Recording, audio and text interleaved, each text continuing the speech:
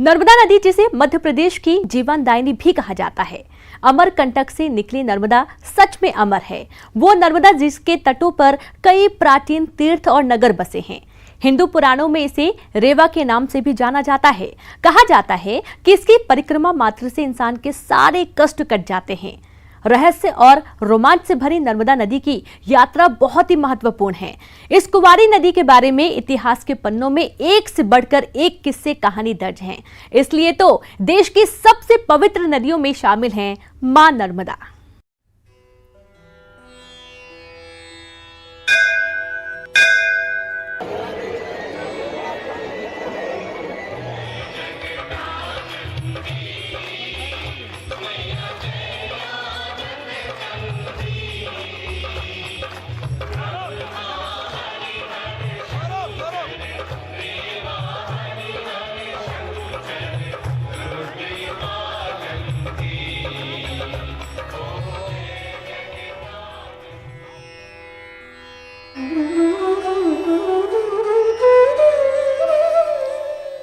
सविंदु सिंधु सुस्खल तरंग भंग रंजितम द्विसत्सु पाप जात जात कारी वारी संयुक्तम द्विसत्सु पाप जात जात कारी वारी संयुतम कृतांत दूत काल भूत भीतिहारी वर्मदे त्वदीय पाद पंकजम नमामि देवी नर्मदे।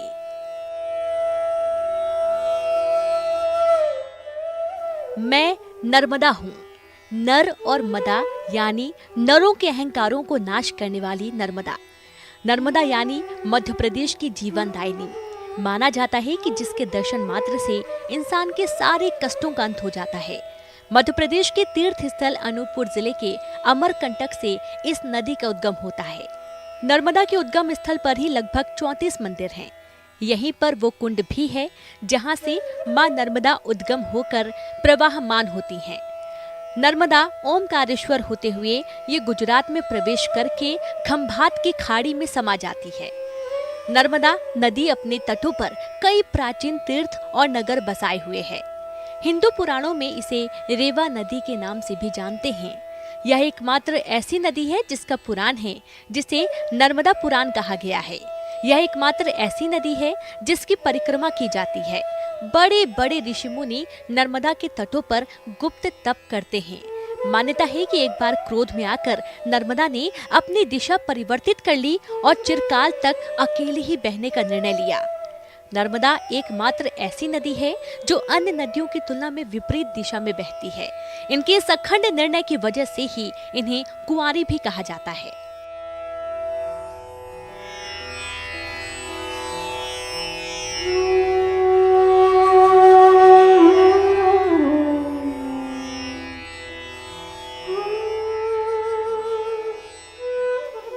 ऐसा माना जाता है कि नर्मदा जी की परिक्रमा करने से ही रिद्धि सिद्धि की प्राप्ति होती है।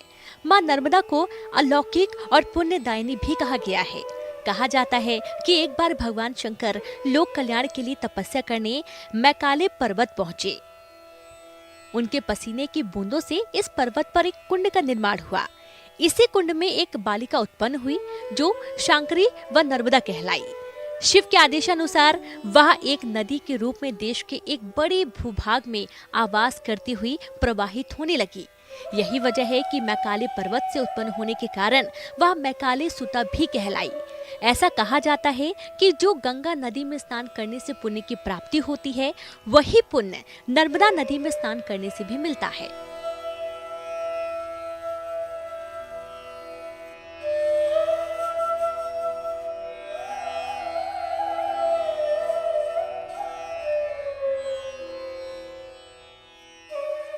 नर्मदा नदी 1300 किलोमीटर से भी ज्यादा लंबी नदी है। नर्मदा की 40 से भी ज्यादा सहायक नदियां हैं जो मध्य प्रदेश के करीब 28% भौगोलिक भाग से बहती है।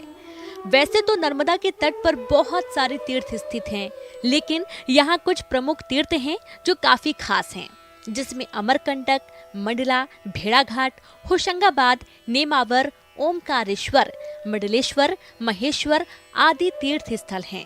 नर्मदा परिक्रमा या यात्रा दो तरह से होती है। पहली यात्रा हर महीने नर्मदा पंचक्रोशी यात्रा होती है और दूसरी नर्मदा की परिक्रमा होती है। यह यात्रा तीर्थ नगरी अमरकंटक, ओमकारेश्वर और उज्जैन से प्रारंभ होती है। जहां से प्रारंभ होती है वहीं पर समाप्त होती है। रहस्य और रोमांच से भरी यह यात्रा बहुत ही महत्वपूर्ण मानी गई है। राजनारायण द्विवेदी, न्यूज़ 18, अनूपपुर।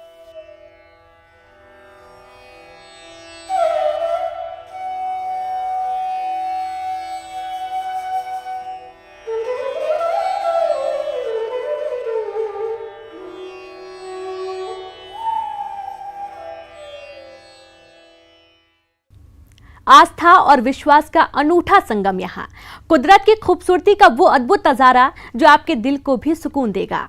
जिस जगह से जुड़ी एक अनूठी गाथा, जहां नर्मदा एक नहीं कई धाराओं में बहती है। कहा जाता है कि नर्मदा ने यहाँ रौद्र रूप लिया था। आखिर नर्मदा की रौद्र रूप की ये कहानी क्या है?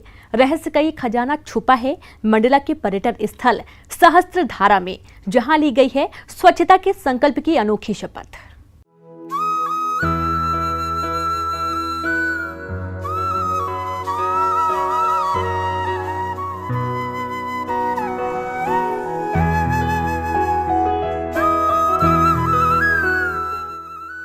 कुदरत की ये खूबसूरत कारीगरी देखिए, आंखों को तसल्ली देती, दिल को लुभाती।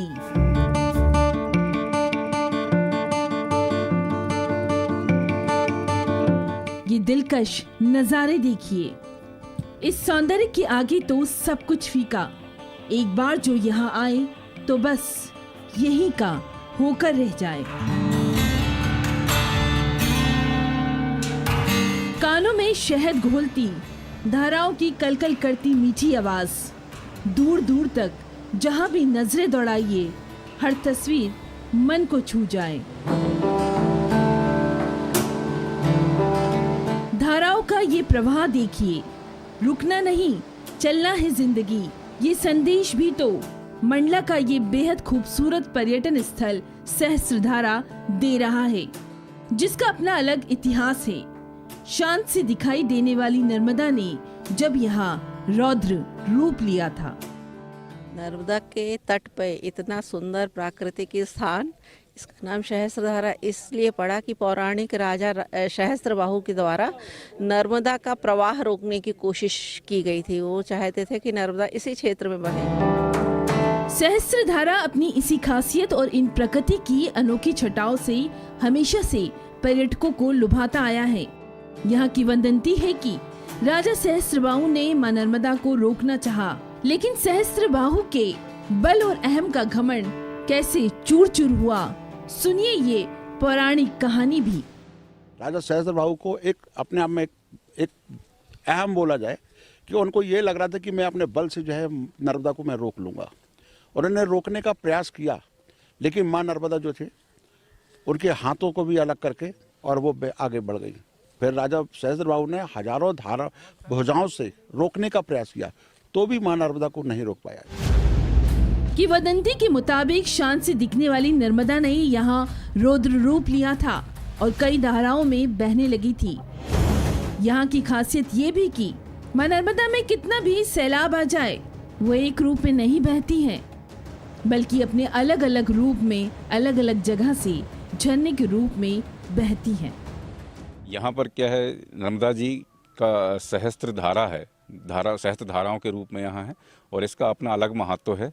इसको देखने, इसका रौद्र रूप हम यहाँ देखते हैं तो प्राकृतिक दृष्टि से बहुत सुंदर स्थान है और धार्मिक स्थान भी है। धार्मिक मान्यताओं के साथ वैज्ञानिक दृष्टिकोण भी। आखिर क्यों नर्मदा यहाँ अलग अलग झरने की तरह बहती है? जानकारों की माने तो मैग्नीशियम चूना पत्थर और बेसाल्ट चट्टानों के माध्यम से हजार गहरी संकीर्ण चैनलों से पानी का प्रवाह होता जाता है, जिससे ग्रिड की तरह एक सुंदर पैटर्न बन जाता है। इसलिए यहाँ चट्टान के सभी ओर से नर्मदा बहती है। नर्मदा के जल में यहाँ के वनों की जड़ी बूटियों का रस और उसका द्रव्य बह रहा है। इसका सौंदर्य निश्चित तौर पर प्रकृति ने अनुपम तौर पर इसे प्रदान किया है। अपने अंदर कई रहस्यों को समेटे ये खूबसूरत स्वरूप और इसी स्वरूप का श्रृंगार न बिगड़े, स्वच्छ साफ अविरल ये धारा बहती रहे, इसके लिए मंडला के सहस्त्रधारा तट पर ली गई अनोखी शपथ। और उसके लिए समय दूंगी। हमारे जितने भी नर्मदा की घाट हैं या हमारी पंचायतें हैं, हमारे जो नगरीय निकाय हैं, उसमें आज एक श्रमदान करके एक काइंड ऑफ संदेश देने का हम लोगों ने कोशिश किया है कि हमें माँ नर्मदा को स्वच्छ रखना है। उसके लिए हमने शपथ भी लिया है आज।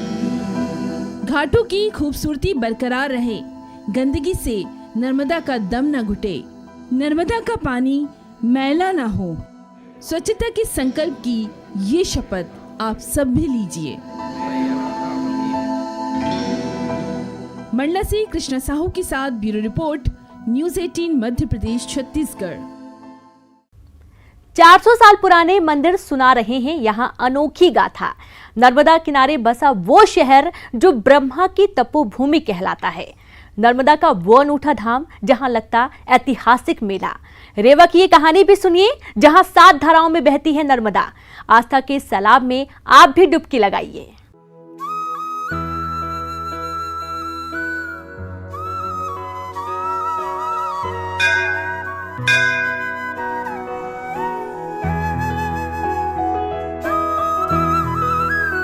इन फिजाओं में भक्ति का राग सुनिए, नर्मदा नदी किनारे के ये खूबसूरत नजारे। आरती में बह रही इस भक्ति की गंगा में आप भी तर जाएंगे।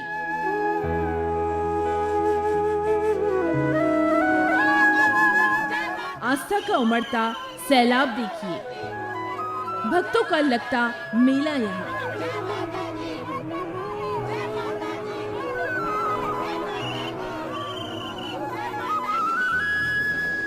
जो कहलाती ब्रह्मा की तपोभूमि।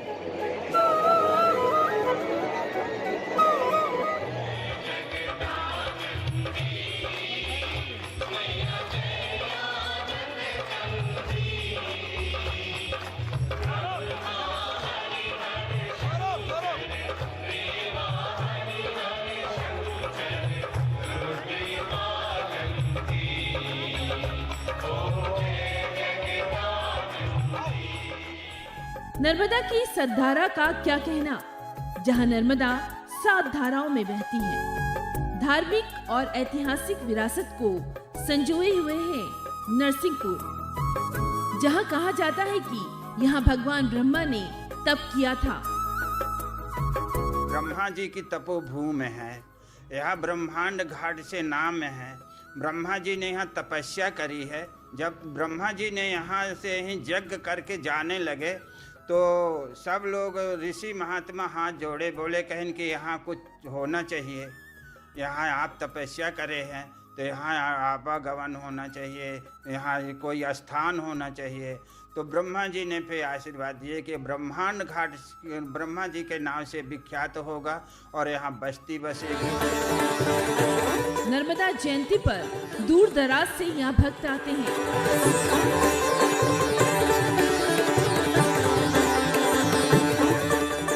नर्मदा किनारे बने हैं ऐतिहासिक मंदिर। यहाँ लगने वाला ये मेला ऐतिहासिक और बेहद प्राचीन है, जो देश में मशहूर है।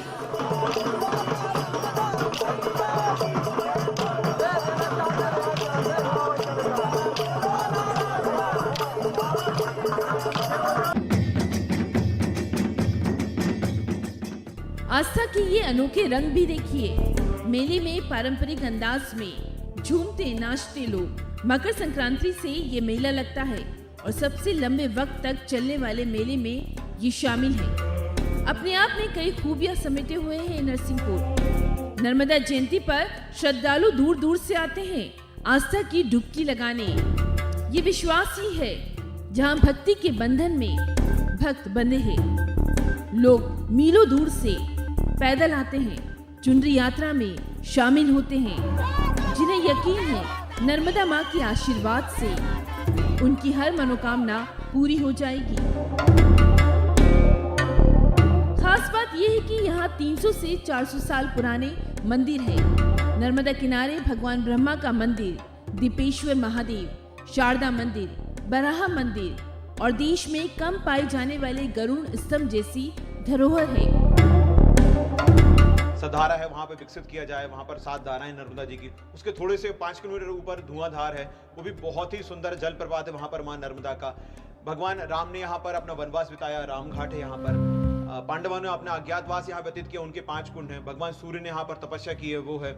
और ऐतिहासिक धरोहर के रूप में हमें देखते हैं यहाँ पर तो बराह जो स्तंभ है हमारे यहाँ पर, अशोक स्तंभ बराह रूप है, ये चीजें भी हैं जिनको संजो कर रखा है और ये पुरातत्व विभाग से संजी हुई हैं। और हम मंदिरों की बात करते हैं तो हमारे पीछे में दीपेश्वर महादेव का मंदिर है जो कि ज्योतिर्लिंग की संज्ञा प्राप्त है, जिन्हें रानी दुर्गावती का मंदिर है, माँ शारदा का मंदिर है। भगवान राम का भारत का ऐसा एकमात्र अनोखा मंदिर है जहाँ पर 10 विग्रह विराजित हुए हैं। सतधारा भी बेहद खास है, जहां नर्मदा सतधारा में बहती है। लोगों का कहना है कि आध्यात्म और पर्यटन के लिहाज से इसे संवारने की दरकार है। कहते हैं कि गंगा और यमुना में स्नान का जो महत्व है वो नर्मदा के दर्शन मात्र में है। पूरब से पश्चिम को ओर बहने वाली नर्मदा ने पूरे प्रदेश पर बड़ी कृपा की है और यही वजह है कि सारा प्रदेश हरा भरा है। मध्य प्रदेश पर मां नर्मदा की अनुपम कृपा की वजह से इसे मध्य प्रदेश की जीवन दायिनी भी कहा जाता है। अब हमारे भी कुछ दायित्व हैं। सरकार को जरूरत है कि नर्मदा के किनारे बने हुए पर्यटन क्षेत्र, पौराणिक क्षेत्र, आध्यात्मिक क्षेत्रों को संजोया जाए, जिससे यहाँ सैलानी भी आ सकें और मध्य प्रदेश के खाते में कुछ राजस्व भी दर्ज हो सके। नरसिंहपुर से कैमरामैन धर्मेश के साथ आशीष जैन, न्यूज़ 18। ब्रेक के बाद हमारी खास पेशकश में एक बार फिर से आप सभी का स्वागत है।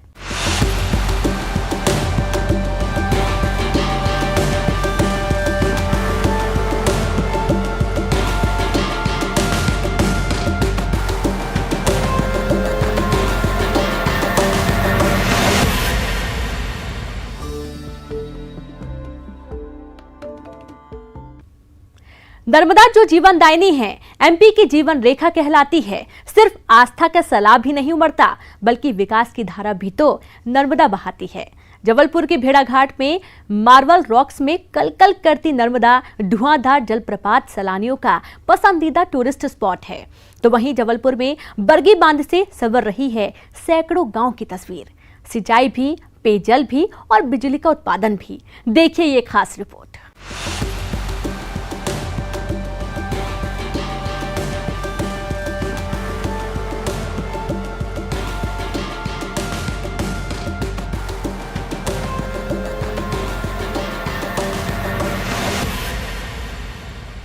संगमरमरी वादियों का ये दिलकश नजारा, ये दूधिया रोशनी, लग रहा हो जैसे दूध की नदियां बह रही हो।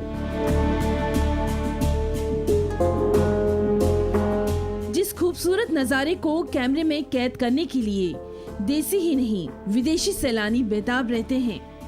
ये मार्बल रॉक्स आपका भी मन मोह ले।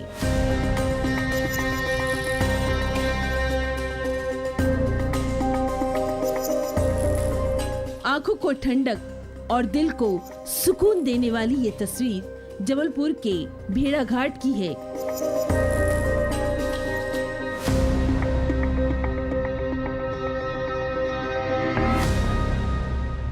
धुआंधार जलप्रपात हमेशा से पर्यटकों को अपनी ओर खींचता है। जहां इन संगमरमर की चट्टानों को चीरती हुई नर्मदा नदी अविरल बह रही है। पर्यटन के लिहाज से भेड़ाघाट का धुआंधार जलप्रपात अपना खासा महत्व रखता है।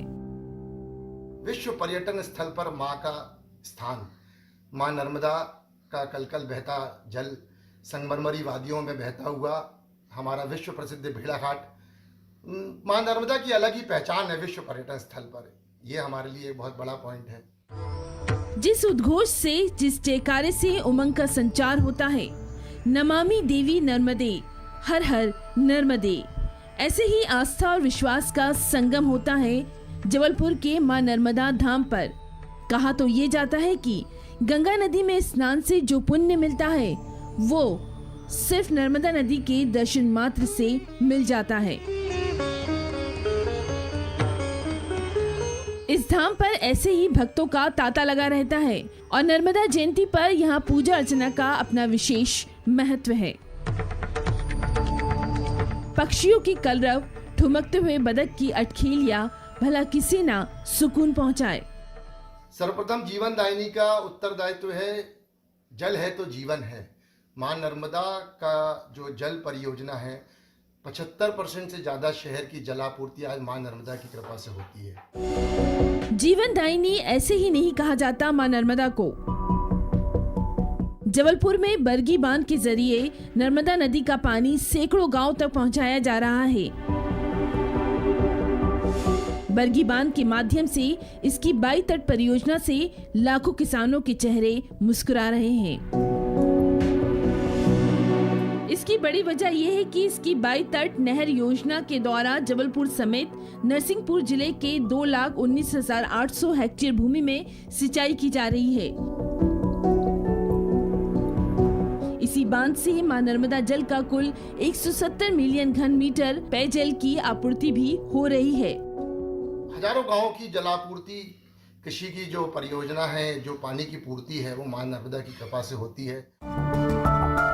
सिर्फ सिंचाई और पीने का पानी ही नहीं, बिजली का उत्पादन भी हो रहा है। बरगी बांध से 90 मेगावाट जल विद्युत का उत्पादन किया जा रहा है। इसकी दाएं और बाएं तट नहर से 10 मेगावाट विद्युत का उत्पादन भी किया जाता है। किसानों के लिए जलापूर्ति होती है। बिजली परियोजना बहुत बड़ा हमारे लिए एक वरदान है, मां नर्मदा की कृपा से वो पूरी होती है। पर्यटन के लिहाज से बरगी डैम के मैकल रिसोर्ट बनाया गया है। बांध के ऊपर वाटर स्पोर्ट्स और क्रूज का ये नजारा माया नगरी को भी मात कर दे। तो आस्था, विश्वास और विकास की इस अविरल धारा में आप भी गोते लगाएं। जबलपुर से प्रतीक अवस्थी के साथ bureau report, news 18 Madhya Pradesh Chhattisgarh. अब आपको लिए चलते हैं नर्मदा के एक और अनोखे धाम होशंगाबाद में। नर्मदा के स्वरूप को बचाए रखने के लिए 68 गांव के लोगों ने आस्था की जो अनूठी मिसाल पेश की है, आप भी उसके कायल हो जाएंगे, जो दे रहे हैं हरियाली का संदेश। जन सहयोग का वो कारवां जिसने सवारी नर्मदा के घाटों की तस्वीर, जो इकोसिस्टम को दुरुस्त रखने के लिए उठा रहे हैं नायाब कदम। आप भी देखिए ये खास रिपोर्ट, आस्था का एक रंग ये भी।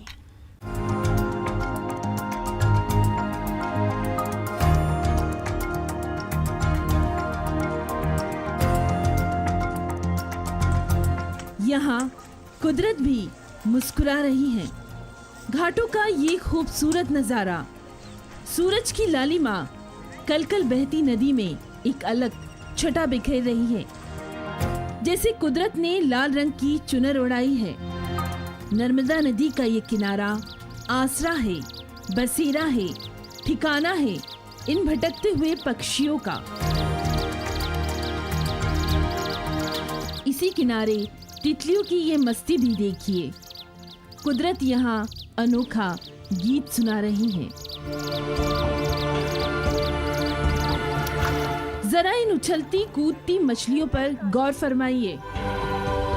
रंग बिरंगी रोशनी से नहाता ये समा चार चांद लगा रहा है। जीने का आसरा भी तो है नर्मदा, भंवर में डूबी कश्ती को किनारा भी तो मिल रहा है।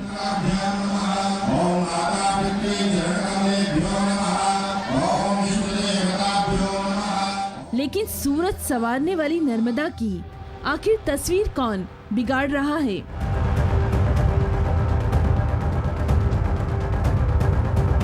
कौन है जो नर्मदा नदी के सीने को छलनी कर रहा है? कहीं ऐसा तो नहीं गंदगी के अंबार पर खुद नर्मदा नदी का दम घुट रहा है? 2 साल पहले कराए गए एक सर्वे के मुताबिक जो तस्वीर सामने आई है वो डराती है। पर्यावरणविदों की माने तो नर्मदा तट के किनारे 4000 से ज्यादा वनस्पतियां, 250 से ज्यादा पक्षी और नदी में 125 तरह की मछलियां पाई जाती थी, लेकिन इनकी तादाद में गिरावट आई है। आखिर किस और इशारा कर रहे हैं ये आंकड़े? जो साइंटिफिक जो लिटरेचर्स है उसके हिसाब से नर्मदा किनारे करीब 4000 से ज़्यादा पौधे पाए जाते थे। ओके, 260 से करीब से ज़्यादा पक्षी इसके आसपास निवास करते हैं, 125 से करीब ज़्यादा मछलियां हैं। तो इस तरह जो जीव पहले पाए जाते थे, उसका मतलब अभी का अगर स्थिति देखा जाए तो उनका जो पॉपुलेशन है काफ़ी मात्रा में घट गया है। कहीं आस्था के नाम पर खिलवाड़ तो नहीं हो रहा? नर्मदा नदी में मिल रहे नाले हो या फिर रासायनिक जहर या फिर हो रहा अवैध उत्खनन। पर्यावरणविदों की माने तो इससे इकोसिस्टम बिगड़ रहा है, जो खतरे की घंटी है।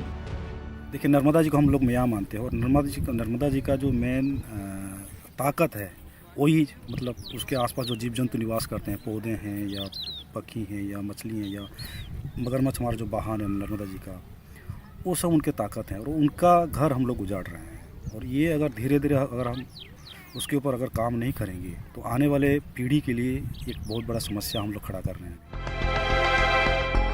होशंगाबाद में इसी खतरे को भांपते हुए और नर्मदा के स्वरूप को बचाने के लिए 68 गांव के लोगों ने बीड़ा उठाया।